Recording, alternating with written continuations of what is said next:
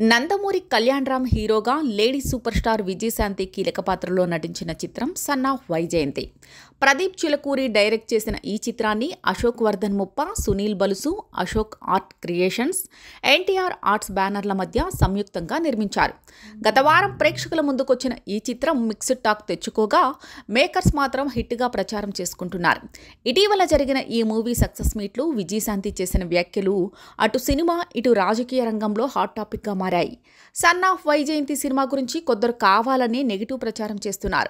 అదేం శాడిజమో అర్థం కావటం లేదు. కొన్ని కోట్ల రూపాయలు ఖర్చు చేసి తీసిన సినిమాపై ఉద్దేశపూర్వకంగా అసత్య ప్రచారం చేస్తే అది ఇండస్ట్రీకే ప్రమాదం.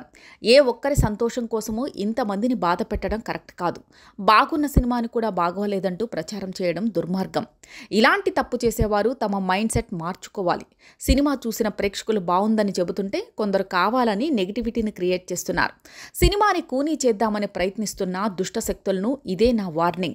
దయచేసి ఇలాంటివి ఆపండి అంటూ తీవ్ర వ్యాఖ్యలు చేశారు విజయశాంతి.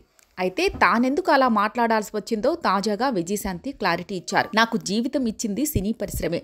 చిన్నప్పటి నుంచి ఇక్కడ జరుగుతున్న పరిణామాలు చూస్తూనే ఉన్నా. నన్ను సూపర్ స్టార్ని చేసిన ఇండస్ట్రీ ఎప్పుడూ బాగుండాలనే కోరుకుంటా.